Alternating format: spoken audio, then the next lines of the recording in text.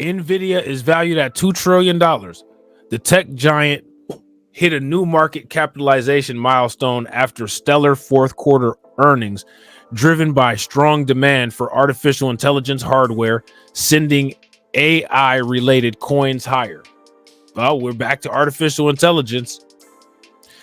Tech giant NVIDIA crossed the $2 trillion mark for market capitalization for the first time on Friday morning, following the company's stellar fourth quarter earnings report on Wednesday, driven largely by the demand for artificial intelligence chips.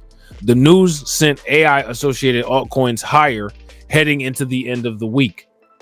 Accelerated computing and generative AI have hit the tipping point. Demand is surging worldwide across companies, industries, and nations, said NVIDIA founder and CEO Jensen Huang in the earnings press release. NVIDIA, which once saw a boom from crypto miners, is now benefiting from the demand for the expensive graphics processors used in the servers that power AI models. For the fiscal fourth quarter, NVIDIA reported a $22.1 billion revenue, up 265% from the same period last year. You don't really see increases like that in actual companies.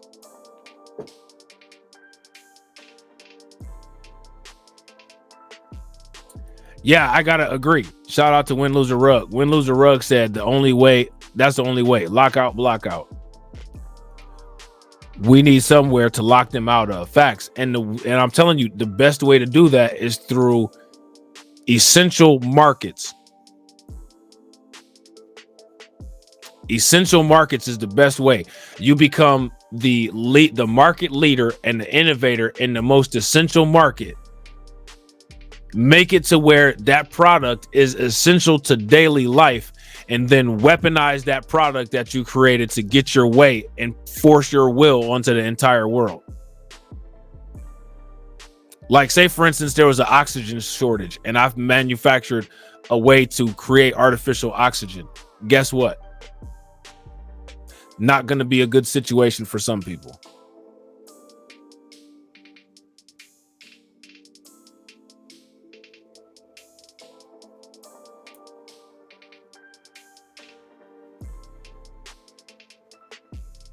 That's literally the reason why they set up capitalism the way that they set it up.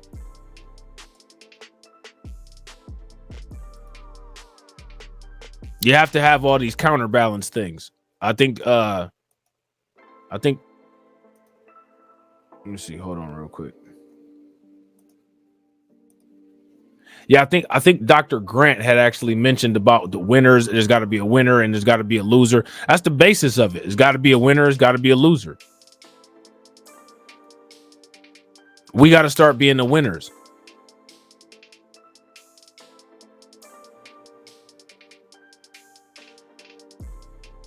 And like I said, it's possible. It's just a matter of, do people want to do it or not? Yeah, facts. Shout out to Dr. Grant. Be like Bill Gates with his Microsoft software.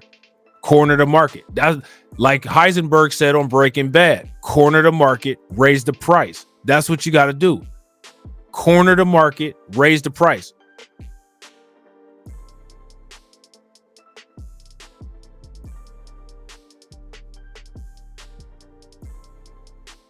See, we got to come up with a strategic body of people, legitimate, intelligent people that are tech and future savvy, that have vision and are able to see developing markets. I said this a long time ago. People need to start developing transportable and renewable energy businesses, so that not only we could take over the market, buy out all of the old energy companies, right? Control the entire energy sector. Especially being that they're converting from fossil fuel to green energy. And then not only will we control the entire market, also control all of the government grants, because as soon as the government issues out grants for green initiatives, we'll swallow them all up. The same way that those that the white companies get all the money. You know what I'm saying? But when I was talking about that kind of stuff, shout out to Carlton, because Carlton would be around. It's just like this. You know what I'm saying? It's just like this. So when I make those comments that I make, and there's people that only watch my content once in a blue moon, and they're there and they get upset about the comments that I'm making, be upset with yourself, because you're contributing to the data that I'm using to drive my content. When I say that people don't want to hear this shit, I'm not playing. I'm using this based on the content based on the data that I see. I could have went live about a different subject. I had a stream that I wanted to do that I still probably am going to do, talking about Tiffany Henyard. You guys are going to see, look at the numbers in that shit. But that's because it's just easy to go in on Tiffany Henyard and make fun of her because she's an idiot and she's causing her own downfall and is entertaining. This shit requires brain power, and for some people that hurts.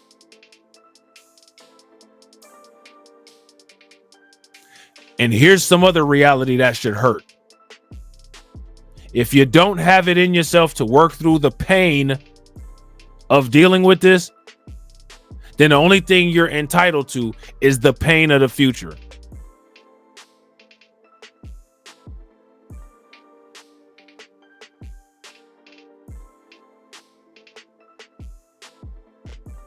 Because the weak die and the strong survive.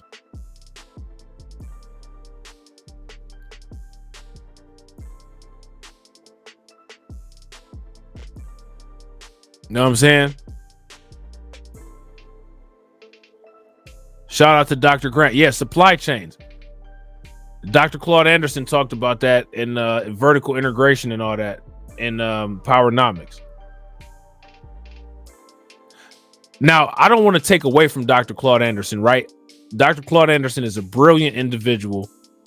You know what I'm saying? He's provided priceless contribution to, you know what I'm saying, advancing people's knowledge base on how to try to improve our situation here in the United States. So when I say this, I don't want it to come off as if I'm going in on Dr. Claude Anderson, because I'm not. But I bet you if you ask Dr. Claude Anderson this, if you took this thing that I'm about to say and you told it to Dr. Claude Anderson, Dr. Claude Anderson would not take it as me dogging him, and he'd say, he's right. Powernomics should never have to been written.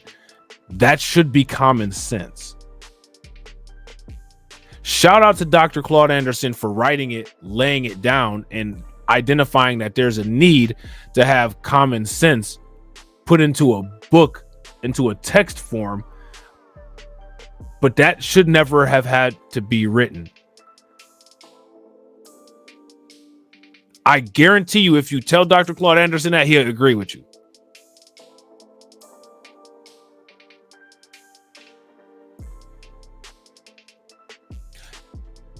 That says a lot. You know what I'm saying? So now here it says net income totaled 12.29 billion, up 769% year over year. That's wild. How many people are invested in NVIDIA in here? How many people have some NVIDIA holdings?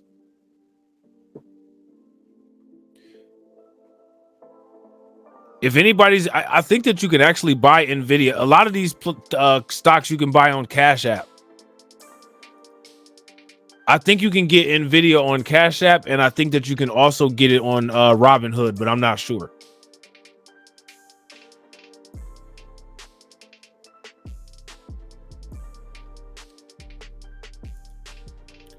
The good news continued in the first quarter guidance, where NVIDIA forecast 24 billion in sales, above the 22.17 billion expected by Wall Street analysts. NVIDIA stock closed up at 16% on Thursday to close at $785.38. Its price currently stands at just over $800, resulting in market cap of 1.94 trillion. but reached as high as 824 earlier in the day. Only Apple and Microsoft have higher market caps than NVIDIA. AI altcoins are rising. Okay. How many people have watched the old videos that I've done on artificial intelligence? If you guys have watched those old videos on artificial intelligence, give me a thumbs up. If you guys haven't, then give me a thumbs down. You guys might want to check those out. Those are some classics. You know what I'm saying? The so-called group of AI altcoins moved higher after the NVIDIA earnings. However, the coins had already been moving steadily higher before the news started to pull back slightly on Friday. WorldCoin's token is up 92% in the past 7 days to $8.40. WorldCoin isn't officially an AI coin, but tends to move with the group because the biometric digital identity company was co-founded by OpenAI founder Sam Altman. Traditional AI token movers included the AGIX token of decentralized AI marketplace SingularityNet, which was up 108%. While other movers included Fetch AI's FET, up 52%, the Graph's GRT, up 42%, and Render's RNDR, which is up 42%. AI coins offer exposure to a niche blockchain technologies rather than the broader market of AI technology, which would be more accessible through NVIDIA or Google shares. Discussion around the use of AI in crypto will continue to be a hot topic. Swiss One Capital, a crypto-focused assets manager, discussed its AI and hardware investment strategies in a newsletter published to LinkedIn on Friday. How many people would be interested in checking that out? Now, again, this is where people are moving big money at, right? If people are interested in getting and moving big money, this is the kind of stuff people should be checking out. You know what I'm saying? The world is awakening to the incredible potential productivity enhancements that come with the use of AI, the importance of which cannot be understated as global debt levels rise to all-time highs, wrote Swiss One Capital. Building AI alongside a decentralized hardware infrastructure in an open source environment such as the global crypto landscape carries so many benefits to all participants, in particular safety and security. All right. So that's that. That's that, ladies and gentlemen. Believe it or not, we are all caught up. We are all caught up, and since we're this deep,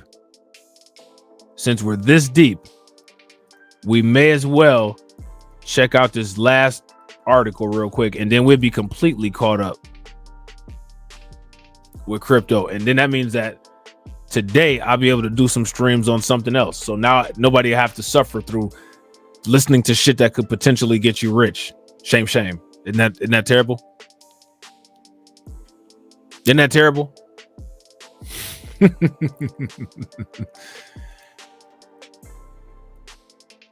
They're saying that Bitcoin could slide to 42K after halving hype subsides. This is what JP Morgan Chase is saying. Shout out to Tia for being a like enforcer. What do you guys think about this? You guys think that this might be where Bitcoin finds itself? 42,000?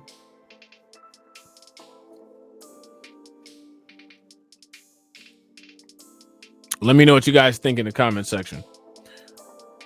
The Bitcoin production cost has historically acted as a lower boundary to the cryptocurrency's price, the report said. The halving event in April will have a negative impact on the profitability of Bitcoin miners. The Bitcoin price could fall to $42,000 post-halving. Larger publicly listed miners are better placed to survive. The Bitcoin halving event scheduled for April will have a negative impact on the profitability of miners given the reduced reward and higher production cost, and ultimately could mean lower prices for the cryptocurrency. JP Morgan said this in a February 28th research report. The bank notes that the Bitcoin production cost has historically acted as a lower boundary for Bitcoin prices and says this could fall to $42,000 after halving. The central point of the bank's estimated production cost is currently around $26,500, which would mechanically double to $53,000 post halving. The Bitcoin network could also see a 20% decline in its hash rate after halving, which would reduce the Bitcoin estimated production cost and price to $42,000, the report said. This $42,000 estimate is also the level we envision Bitcoin prices drifting towards once the Bitcoin halving induced euphoria subsides after April. Analysts led by Nicholas Pangurdzutulu wrote. That's a crazy last name right there. This has implications for miners with higher costs, the bank said. Bitcoin miners with below average electricity costs and more efficient rigs are likely to survive, while those with high production costs would struggle. Larger publicly listed Bitcoin miners are better placed to endure in this fight for survival, the authors wrote, adding that in a similar fashion to 2022, their market share is expected to increase post halving. All right. So now let me ask you guys this question.